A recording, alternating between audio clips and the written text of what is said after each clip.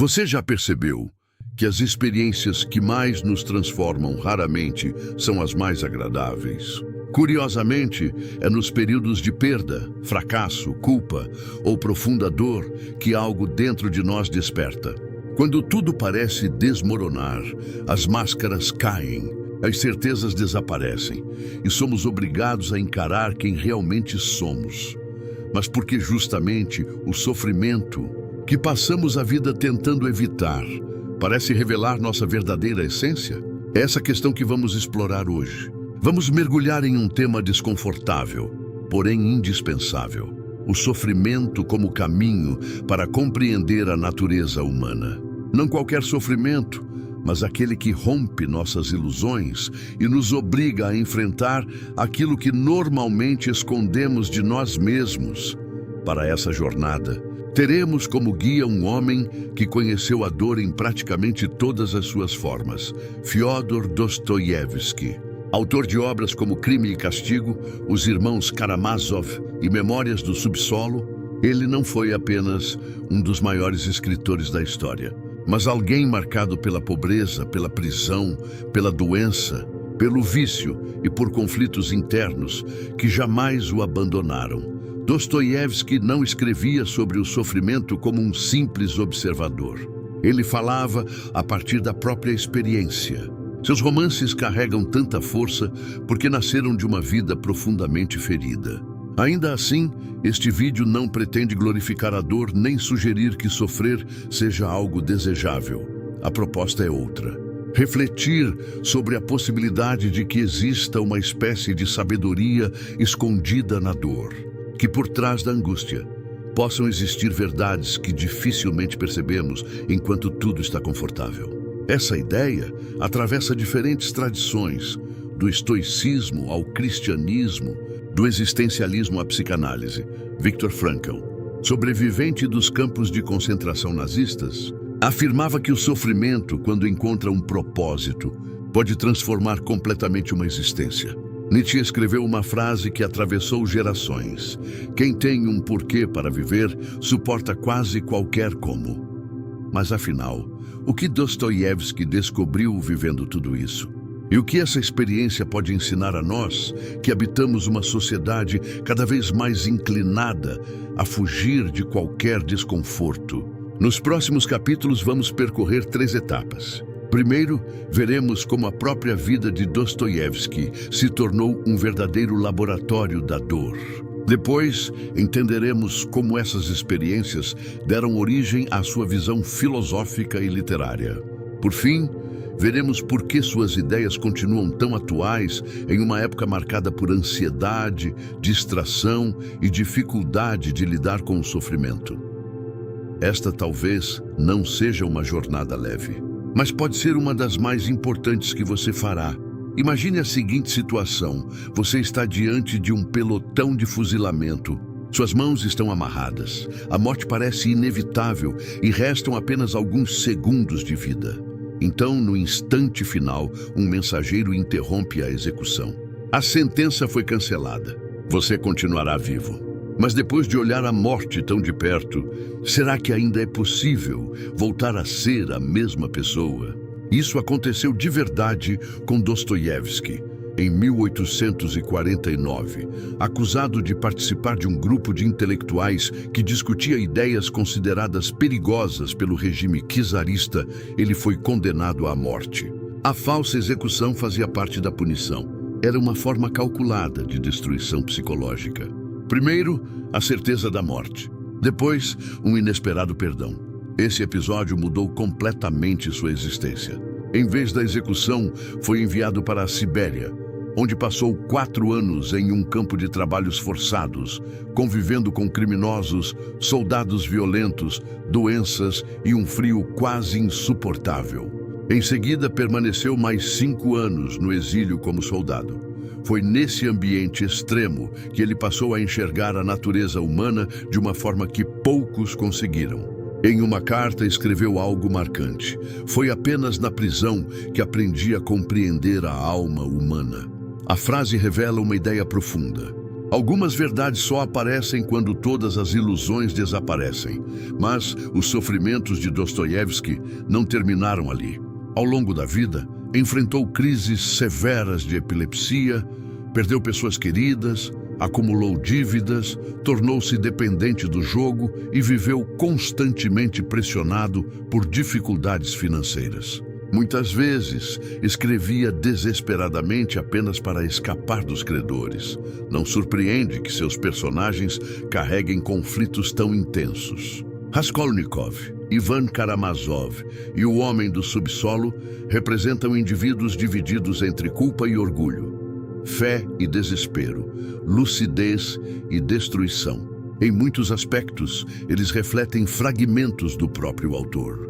O mais extraordinário, porém, é que Dostoiévski transformou toda essa dor em algo muito maior do que relatos pessoais. Ele criou personagens capazes de representar dilemas universais da existência humana. Em Raskolnikov, encontramos o peso da culpa. Em Sônia, a força da compaixão. Em Ivan, o conflito entre razão e fé. Por trás de todas essas histórias, existe uma pergunta que continua ecoando até hoje. Como continuar vivendo quando a própria vida parece insuportável? Talvez seja justamente por isso que seus livros permaneçam tão atuais. Eles não foram escritos apenas para entreter, mas para confrontar o leitor com perguntas que quase sempre tentamos evitar. O mal, a morte, a culpa, o perdão, o absurdo. É justamente por enfrentar esses temas, sem oferecer respostas fáceis, que Dostoiévski permanece tão atual. Em suas obras não existe um final perfeitamente resolvido. O sofrimento não desaparece, mas é encarado de frente. Diferente de muitos escritores de sua época, ele não idealiza o ser humano nem o transforma em herói.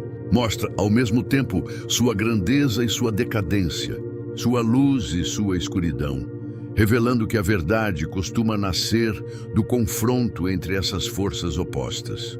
No fundo, sua mensagem é simples e profundamente desconfortável. Só conhecemos quem realmente somos quando atravessamos nossos próprios infernos. A questão é se estamos dispostos a percorrer esse caminho ou se continuaremos fugindo da dor, distraídos por uma vida cada vez mais confortável e, paradoxalmente, cada vez mais vazia. Dostoiévski não foi apenas um romancista extraordinário. Foi um filósofo que escreveu por meio da ficção. Ou talvez um escritor que, por viver experiências extremas, acabou sendo levado à filosofia. Mas não estamos falando de uma filosofia distante da realidade, construída em bibliotecas ou salas de aula. Sua reflexão nasce da dor, da culpa, da perda e da tentativa desesperada de compreender a alma humana quando todas as explicações parecem insuficientes. É justamente aí que ele se torna único na história do pensamento. Em sua obra, razão e emoção, fé e dúvida, moral e existência jamais aparecem separadas. Tudo se mistura exatamente como acontece na vida. E o sofrimento funciona como o elo que conecta todos esses elementos. Basta olhar para crime e castigo. Raskolnikov acredita que pode assassinar uma agiota em nome de um bem maior. Convence-se de que algumas pessoas extraordinárias estariam acima das leis morais comuns e teriam o direito de ultrapassar qualquer limite. No entanto, depois do crime, não encontra liberdade nem triunfo. Encontra culpa, febre, delírios e uma lenta destruição interior. Sua queda não é apenas psicológica, mas espiritual. O que Dostoiévski revela é que existem verdades que nenhuma teoria consegue apagar.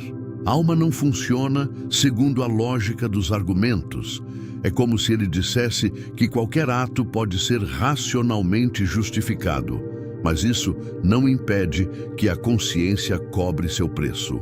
O sofrimento surge como um juiz silencioso, impondo limites justamente quando o intelecto acredita ter superado todos eles. Esse é um dos pontos centrais de sua filosofia. O sofrimento não é apenas consequência dos nossos erros.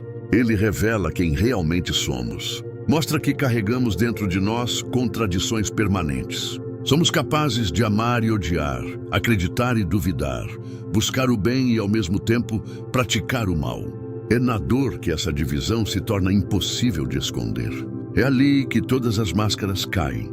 Em Os Irmãos Karamazov, essa reflexão alcança um nível ainda mais profundo.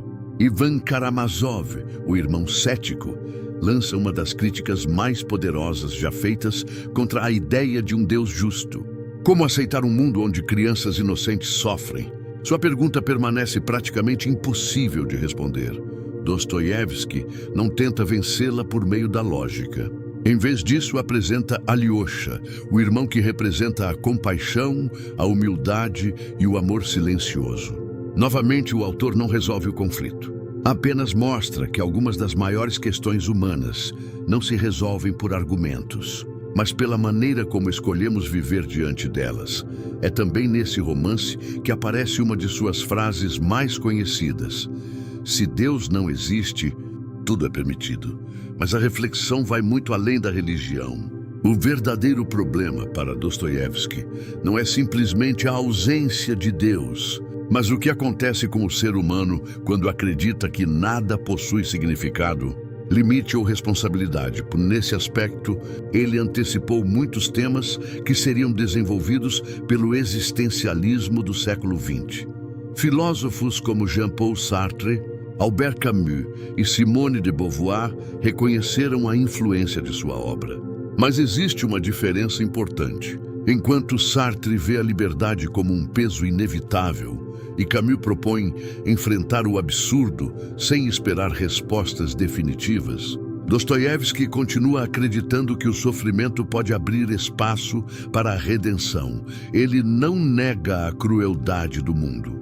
Reconhece o mal, a injustiça e o desespero. Ainda assim, sustenta que a dor, quando enfrentada com lucidez e compaixão, pode transformar profundamente o ser humano e torná-lo mais consciente de si mesmo e dos outros. Esse é um dos grandes paradoxos de Dostoiévski. O sofrimento, quando aceito sem perder a humanidade, pode se tornar uma ponte entre as pessoas. É por meio dele que nasce uma empatia verdadeira, porque todos, cedo ou tarde, conhecem a dor. Talvez uma das maiores lições de sua filosofia seja justamente esta: a verdade sobre quem somos não aparece no sucesso, na aparência ou no reconhecimento, mas na forma como enfrentamos o sofrimento. Tudo isso, porém, depende de uma escolha, uma decisão silenciosa, invisível para o mundo, mas decisiva para aquilo que nos tornamos. Depois de escapar da morte e sobreviver aos anos de prisão, Dostoiévski escreveu: "A vida é um dom, a vida é felicidade. Cada minuto pode ser uma eternidade de felicidade." Essas palavras não nasceram da ingenuidade, mas da experiência de alguém que atravessou o pior da condição humana.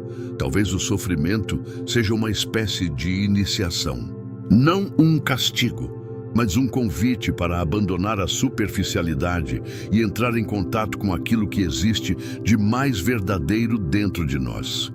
E isso nos leva a uma pergunta inevitável: o que você tem feito com o seu sofrimento? No fim das contas, tanto Dostoiévski quanto a própria vida parecem ensinar a mesma coisa.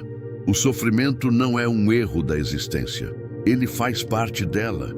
Mais do que isso, funciona como um espelho. Um espelho que revela não apenas aquilo que gostamos de enxergar, mas também nossas contradições, inseguranças, vaidades e ilusões. Quando a dor chega, sobra pouco espaço para máscaras. E é justamente nesse momento que algo genuíno pode começar a surgir.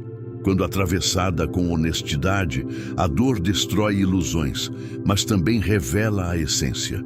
Talvez seja por isso que Dostoiévski tenha afirmado que a beleza salvará o mundo. Não a beleza da aparência, mas aquela que nasce de uma alma que sofreu sem perder a capacidade de amar. A beleza de um gesto de compaixão, de uma esperança que resiste e de uma pessoa que se torna mais humana, justamente porque conheceu o próprio abismo. E essa transformação nunca é apenas individual. Quem sofreu profundamente e escolheu amadurecer em vez de endurecer, carrega uma experiência capaz de iluminar a vida de outras pessoas. Talvez por isso devêssemos deixar de tratar a dor como um inimigo a ser eliminado e começar a enxergá-la como um território que merece ser compreendido. É claro que ninguém deseja sofrer e ninguém deve romantizar a dor. Mas negar o sofrimento é, em certa medida, negar a própria humanidade. É abrir mão da oportunidade de se conhecer com mais profundidade, de amar com mais consciência e de viver com mais autenticidade. Você pode continuar fazendo o que quase todo mundo faz: esconder as feridas, buscar distrações e sorrir enquanto tudo desmorona por dentro. Ou pode parar por um instante, olhar para a própria dor e perguntar: o que ela está tentando me ensinar? Talvez você descubra que justamente no lugar onde mais doeu, exista também a possibilidade de um novo começo. Porque no fim, o sofrimento talvez não seja apenas uma maldição. Talvez seja um caminho difícil, solitário e desconfortável, mas capaz de conduzir àquilo que todos, consciente ou inconscientemente, procuram durante a vida inteira: um sentido.